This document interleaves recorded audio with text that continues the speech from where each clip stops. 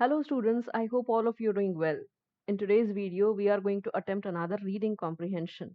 Now this reading comprehension is a bit complicated, complex and dense I should say because uh, it has a lot of information and it is very technical, but I want you guys to attempt it with me.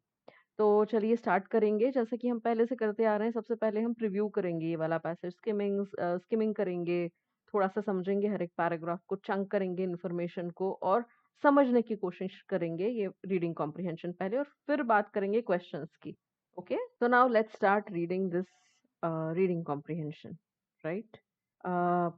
ये वाला reading comprehension जो है, जो बाकी हमने अभी तक attempt किया है उससे थोड़ा कॉम्प्लेक्स रहने वाला है, तो आप इसके लिए मेंटली प्रिपेयर रहिए और समझिएगा कि हर एक इन्फॉर्मेशन जो दी गई है, हाँ, ये बहुत ही ज़्यादा डेंस है। डेंस मतलब क्या? डेंस मतलब बहुत सारी इन्फॉर्मेशन हर एक पैराग्राफ में आपको मिलेगी, आपको समझ नहीं आएगा कि कितना रिटेन किया जाए दिमाग में। तो इसीलिए हम कह रहे हैं कि हम इसको समराइज कर देंगे, हम चंक करेंगे इंपॉर्टेंट इन्फॉर्मेशन को। ओनली इसका कहिए स्ट्रक्चर समझेंगे, इसके की पॉइंट समझेंगे और आगे बढ़ेंगे, राइट? तो चलिए सबसे पहले पढ़ते हैं ये फर्स्ट वाला पैराग्राफ। जैसा कि मैंने आपको पहले भी बोला है कि फर्स्ट सेंटेंस इंपॉर्टेंट है, वो तो हमको पढ़ना ही है, तो पढ़ते हैं वो वाला sentence. In the past 2 decades, the Bretton Woods institutions have provided loans for stabilization and structural adjustment. अब ये दोनों टर्म्स भले ही आपको समझ में ना आ रही हो, लेकिन स्टेबलाइजेशन वर्ड देखकर तो आपको ये समझ में आ रहा है ना कि कुछ तो भी सेटलमेंट की बात हो रही है। वापस स्ट्रक्चरल एडजस्टमेंट, तो वापस हम कुछ सेटलमेंट की बात कर रहे हैं। भले ही आपको एग्जैक्ट, आप इकोनॉमिक्स के स्टूडेंट्स नहीं है, you don't know what does it mean, so leave it there, no need to get into details. सिर्फ इसका ऊपरी तौर पर जो समझ में आ रहा है इन वर्ड्स को लेके, वो समझ लीजिए और आगे बढ़िए, ठीक है? तो हम कहाँ थे? Bretton Woods institutions have provided loans for stabilisation and structural adjustment over 70 developing nations. Okay, ये किसी तो भी एक इंस्टीट्यूट ने 70 डेवलपिंग नेशंस को स्टेबलाइजेशन और स्ट्रक्चरल एडजस्टमेंट के लिए लोन दिए हुए हैं। तो हम कॉन्स्टेंटली बात करेंगे इस पर्टिकुलर पैराग्राफ में, तो कम से कम लोन्स कैसे दिए हुए हैं स्टेबलाइजेशन के लिए, स्ट्रक्चरल एडजस्टमेंट के लिए, right?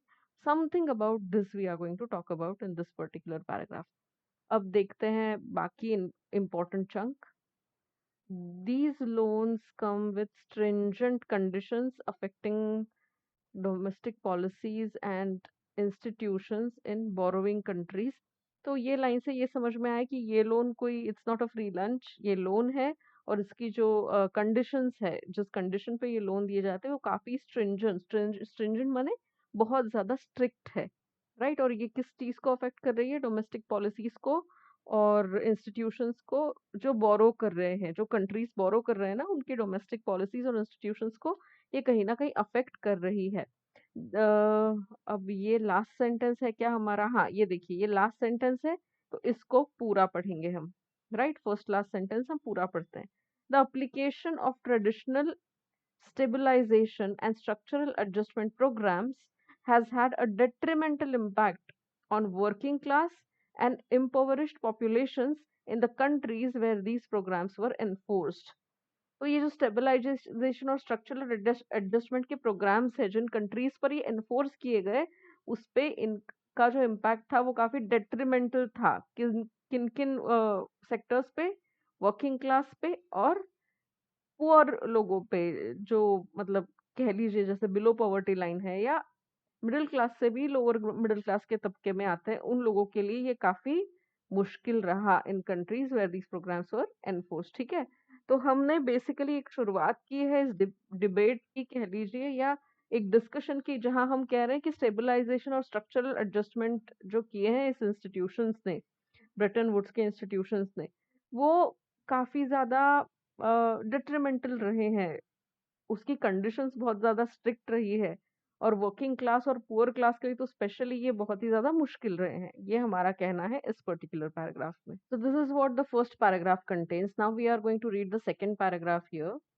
Again, we will start with the first sentence to understand what is the main topic or idea of this particular paragraph. During the initial 20 years of IMF's existence, what is IMF? IMF again is one of the body that is lending money, right? Let us just check if we have. IMF is one of the institutions that belong to Bretton Woods institution, it seems, right? See, I am telling you how you can connect the bits and pieces and make out a whole out of it, because that is what you will have to do. अगर आपको ये नहीं समझ में आया और आप अटक गए इस चीज पे, तो बहुत मुश्किल हो जाएगी आगे बढ़ने में और फटाफट फटाफट समझने में कि किस तरीके से आपको क्वेश्चंस के आंसर्स ढूंढने हैं। तो इन छोटी छोटी इंफॉर्मेशन में आप ना फंसे। ओके, देखते हैं सेकंड पैराग्राफ क्या है अब। During the initial 20 years of IMF's existence, more than half of its resources were allocated to industrialized nations. So, किसे allocate किए गए थे resources? Industrialized nations को। चलो अब chunks पढ़ते हैं इसके बारे में। However मतलब contradictory information. So ये sentence भी पढ़ेंगे। As time passed, these countries ceased borrowing from IMF, leading to scenario where it is predominantly served as credit source for developing Nations. तो अब ये जो इंडस्ट्रियलाइज्ड नेशंस है ना, उन्होंने बंद कर दिया आईएमएफ से पैसे लेना, तो डेवलपिंग नेशंस ने चालू कर दिया लेना, राइट? अब देखते हैं लास्ट सेंटेंस कौन सा है, ये है। तो ये वाला सेंटेंस नहीं पढ़ेंगे पूरा। Intensified debt crisis in 1982, clear distinction, borrow and those that do not. कौन सी बोरो कर रही है कंट्रीज और कौन सी नहीं कर रही है, उसमें डिफरेंस समझ में आने लग गया। Now, this shift was linked to a gradual reduction in low conditionality loans, मतलब जिसमें conditions थोड़ी कम है, ऐसे ही लोन्स जो है वो लिए जाने लगे, राइट? तो हम यहाँ पर बात कर रहे हैं एक इंस्टीट्यूशन की, आईएमएफ की, जिसने इंडस्ट्रियलाइज्ड नेशंस को पहले लोन देना शुरू किया, लेकिन उन नेशंस ने बंद किया और डेवलपिंग नेशंस ने चालू किया, और लो कंडीशनलिटी लोन्स जो है वो ज्यादा लेने लग गए। तो ये हो गया सेकंड पैराग्राफ। अब हम देखते हैं हमारा नेक्स्ट पैराग्राफ, फटाफट इसी तरीके से हम इसको समराइज करेंगे। By 1981, financial support from the IMF had become conditional on the adoption of adjustment lending, as stated in an IMF publication. तो एक IMF publication ने बताया कि it had become conditional on the adoption of adjustment lending. Adjustment lending मतलब किसी तरह का एक प्रकार का पैसे का लेन देन है, जिसमें ये जो आईएमएफ जिस तरीके से लोन्स देता था वो कंडीशनल हो गया, और ज्यादा कंडीशनल हो गया, और ज्यादा कंडीशंस उसमें दिए जाने लगे, राइट? इस तरीके से आप इसे समझ सकते हैं जब आपको पूरी तरीके से इस विषय का नॉलेज नहीं है। ओके, तो आपको बहुत अलग अलग तरीके के पैसेजेस मिलेंगे और आपको ये करते आना चाहिए कि बिल्कुल सुपरफिशियल नॉलेज के लेवल पर भी आपको ये पढ़ते आने चाहिए पैराग्राफ्स फटाफट। ओके, चलिए अब चंक्स पढ़ते हैं आगे के। नए टाइप के लोन्स इंट्रोड्यूस किए गए, डिफरेंट लेंडिंग एटमॉस्फेयर बना, extended beyond just balance of payment, exchange rates, pricing policies, सब में चेंजेस आए। Numerous structural features of the economy, जिस इकोनॉमी को शायद ये लेंड कर रहे थे उसकी जो स्ट्रक्चरल फीचर्स है उसके अकॉर्डिंग भी कंडीशंस डाली गई। Consequently the conditionalities became increasingly comprehensive and stringent. Comprehensive मतलब उस इकोनॉमी के अकॉर्डिंग वो बहुत ज्यादा डिटेल्ड होती गई और बहुत ज्यादा स्ट्रिक्ट होती चली गई, राइट? तो आगे बढ़ते हैं। A similar trend emerged in the World Bank's lending practices. अब हम बात कर रहे हैं वर्ल्ड बैंक की, अब हम आईएमएफ की नहीं बात कर रहे हैं। Lending practices, mid 70s, focused funding development projects, conditions related to specific project performance। तो अब ये प्रोजेक्ट्स को फंड करने लग गए, तो स्पेसिफिक जो उस प्रोजेक्ट के परफॉर्मेंस के क्राइटेरिया थे या उसके जो रिजल्ट्स आने वाले थे उसके बेसिस पे ये लोग फंड करने लगे। अब ये however starting in 1970s offering non-project financing in early 1980s, introducing structural adjustment loans and sectoral adjustment loans, which have since gained a larger share of overall lending, right? So non project financing भी होने लग गई, और ये SAL और sectional adjustment loan भी दिए जाने लग गए, larger share of overall lending, ज्यादातर ये लोन्स दिए जाने लग गए, राइट। अब चलते हैं नेक्स्ट पैराग्राफ की ओर और वो भी हम समराइज करने की कोशिश करते हैं फटाफट। This transformation in lending practices coincided with an expansion of conditions imposed on borrowers. Transformation in lending practices coincided expansion of conditions imposed on borrowers. तो borrowers पे जो जो conditions डाले जा रहे थे उससे ये transformation कहीं ना कहीं ये टसल होने लग गई एक तरीके से। The conditions attached to economy-wide and cover areas such as trade policy, public finances, management and ownership of public sector enterprises, as well as agricultural and industrial policies. ये सारी चीजें उन conditions में cover हुआ करती थी। कौन कौन सी?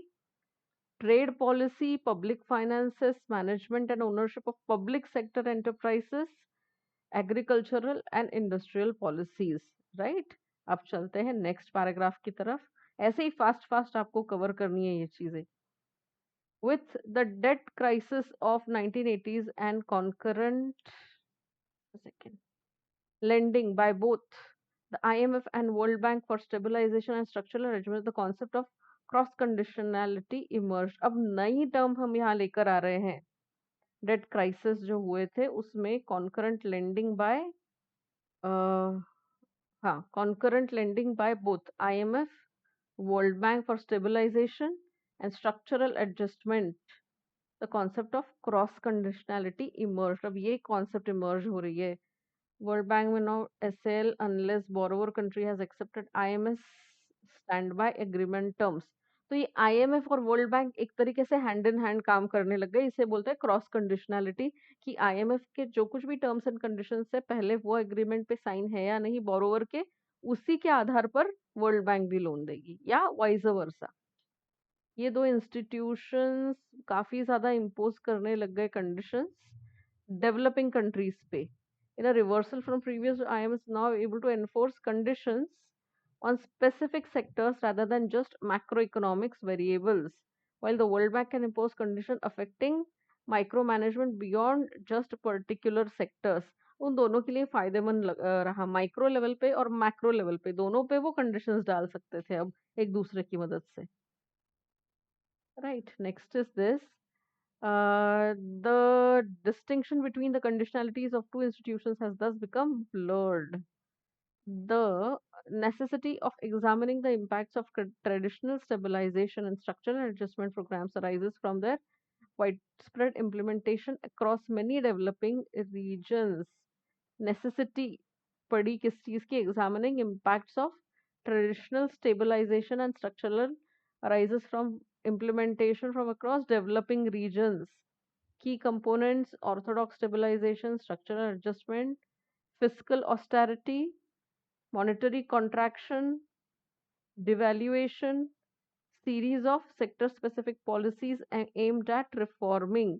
इन सब चीजों पे कहीं ना कहीं बुरा असर पड़ रहा था, जैसे फिस्कल पे, मॉनेटरी लेवल पे कॉन्ट्रैक्शन हो रहा था, डिवैल्यूएशन हो रहा था। तो ये सारी चीजें हो रही थी किसकी वजह से?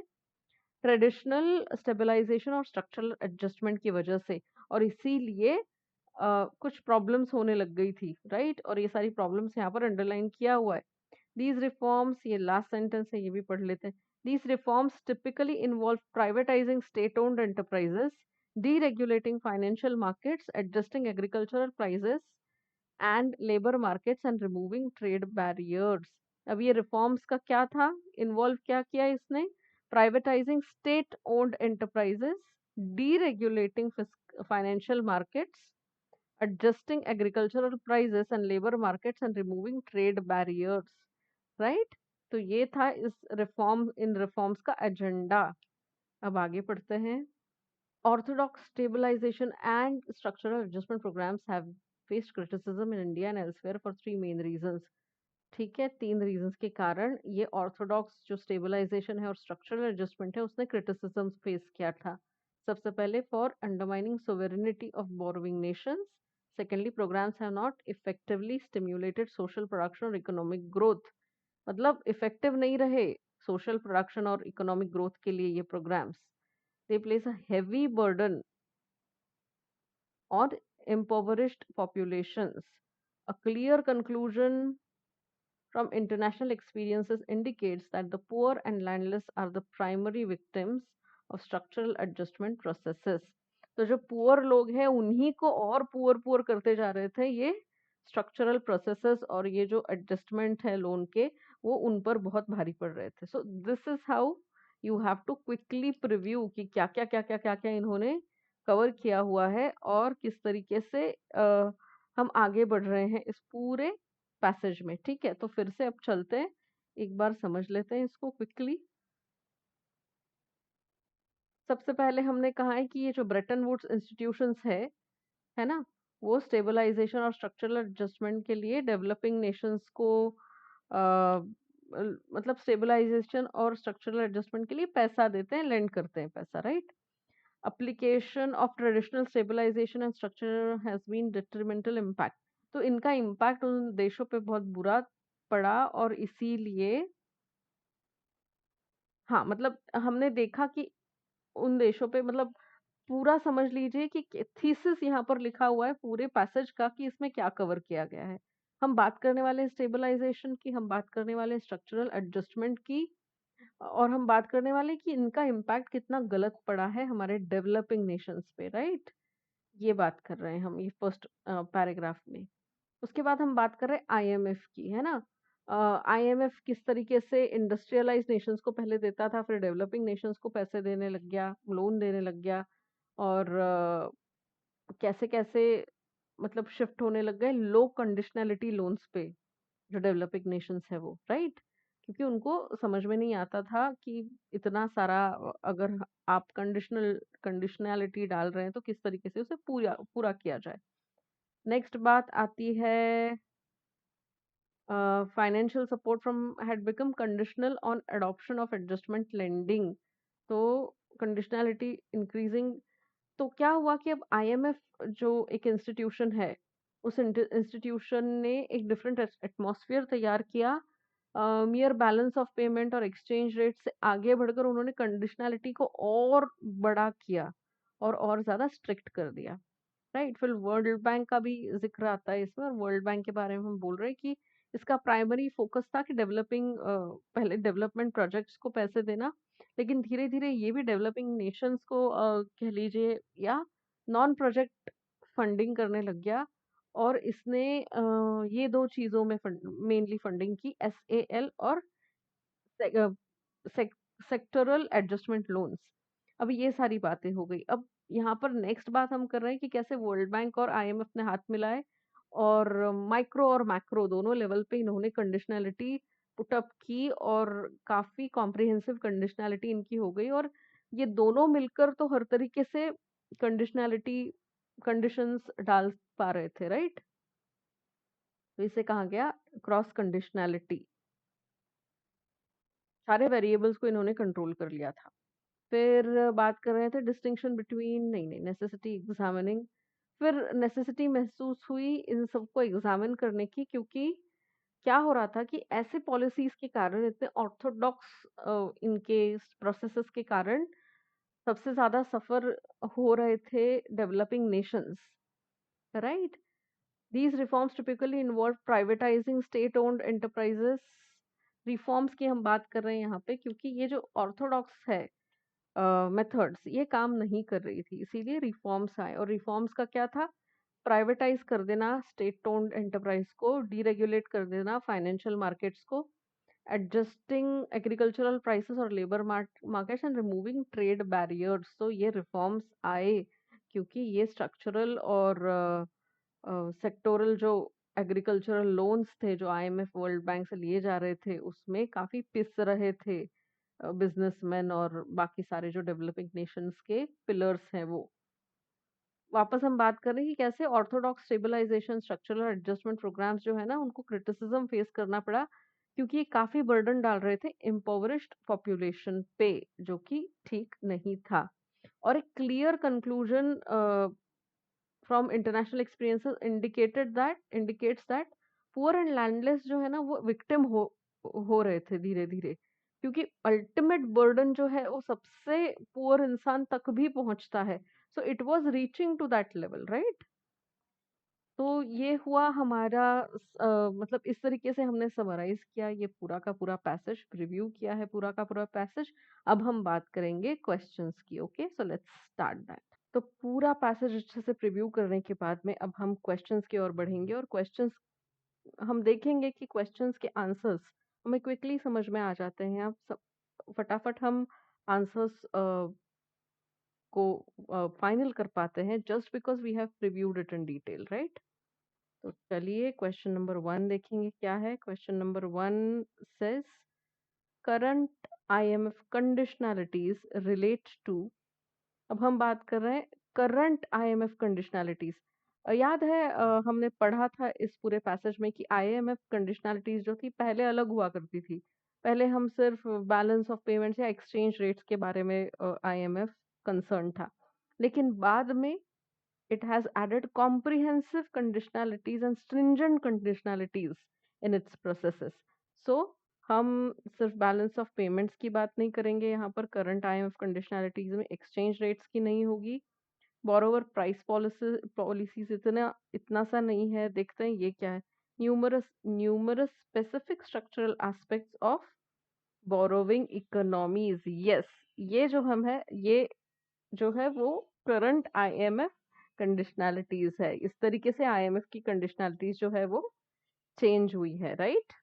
अब हम बात करते हैं नेक्स्ट क्वेश्चन की। नेक्स्ट में क्या बात की गई है। Initially the World Bank's role was to. तो पहले पहले क्या रोल था। Focus on non project financing, imposing conditions affecting borrowing countries' economies, fund development projects। क्या था। नॉन प्रोजेक्ट फाइनेंसिंग था। नॉन प्रोजेक्ट फाइनेंसिंग तो हमने पढ़ा था कि बाद में चालू किया था, right. Fund development projects, finance development projects and evaluate them based on the established conditions. ये whether they are evaluated based on established conditions और नॉट, ये तो हमको पता नहीं है। लेकिन हाँ, पैसेज में ये जरूर कहा गया है कि इनिशियली वर्ल्ड बैंक जो है वो फंड करती थी डेवलपमेंट प्रोजेक्ट्स को, ना कि नॉन प्रोजेक्ट फाइनेंसिंग को, राइट। सो ये एस्पेक्ट इसमें है। तो ये होगा हमारा आंसर सेकंड का। अब third, which of the following statements reflect the criticism of orthodox stabilization and structural adjustment programs। Criticise क्या हुआ है टुवर्ड्स द एंड, हम देखते हैं कि इनको क्रिटिसाइज किया गया है क्योंकि इम्पोवरिश्ड पे बहुत ज्यादा बर्डन डालते हैं। फिर उसके बाद फेल हुए इनके प्रोग्राम्स एक तरीके से, क्योंकि स्ट्रिंजेंट थी बहुत ज्यादा पॉलिसीज, राइट। सोवरेनिटी पे क्वेश्चन, मतलब it started disturbing the peace of basically economies that were borrowing money from them, right. तो देखते हैं क्या क्या ऑप्शंस हमारे पास में है। These programs undermine the sovereignty of borrowing nations. Of course ये हमने बात की है कि सोवेरेनिटी बोरोइंग नेशंस की अंडरमाइन की जाती थी इन लोगों के द्वारा। These programs fail to promote social production and economic growth. हाँ, ये भी बात हमने की है हमारे पैसेज में। And these programmes create a significant burden for poor, significant burden for the poor. अब सिर्फ पुअर की तो बात नहीं की है हमने हमने ऑफ कोर्स कहा है कि इम्पोवरिश्ड पे ही बहुत ज्यादा बर्डन आता था, जो पुअर लोग हैं उन पे बर्डन आता था। बेसिकली डेवलपिंग नेशन पे जो वर्किंग क्लास था उस पे भी बहुत बर्डन आता था, राइट। सो ये जो है ना वो एक तरीके से हाफ ट्रूथ है, हाफ ट्रूथ कवर नहीं हुआ है थर्ड में। तो देखते हैं ओनली वन, नहीं, वन और टू दोनों है। क्या सिर्फ टू और थ्री, नो, वन और टू जो है वो कंप्लीट ट्रूथ्स है यहाँ पे अकॉर्डिंग टू द पैसेज। सो एक ये भी है कि ऑल थ्री स्टेटमेंट्स, एक तरीके से देखा जाएगा तो ऑल थ्री स्टेटमेंट्स भी यहाँ पर हम कह सकते हैं कि आंसर हो सकता है, क्योंकि even if it is a half truth तो सिग्निफिकेंट बर्डन तो आ रहा है ना पुअर लोगों पे। तो हम यहाँ पर जाएंगे, देखिए ओनली वन तो नहीं होगा क्योंकि तीनों जो है वो कहीं ना कहीं पैसेज में दिए गए हैं। One and two, of course one and two answer हो सकता है, कंप्लीटली हो सकता है, क्योंकि ये दोनों स्टेटमेंट्स, ये दोनों बातें पूरी की पूरी कही गई है हमारे पैसेज में। 2 और 3, 2 और 3 अगर हम मान रहे हैं तो हम ये कह रहे हैं कि 1 नहीं हो रहा है कहीं ना कहीं। तो 1 तो है ही, पक्की बात है, ये तो ऐसी की ऐसी दी हुई है कंडीशन, ऐसी की ऐसी बात कही हुई है हमारे पैसेज में, राइट। तो सी नहीं हो सकता ऑप्शन। ऑल थ्री स्टेटमेंट्स हो सकते हैं। Statements reflect the criticism of orthodox stabilisation and structural adjustment. अब ये क्रिटिसिज्म जो है वो मेनली फर्स्ट और सेकंड का ऐसा कहा गया है, ना कि थर्ड का। थर्ड में कहा गया है these programmes create a significant burden for the poor.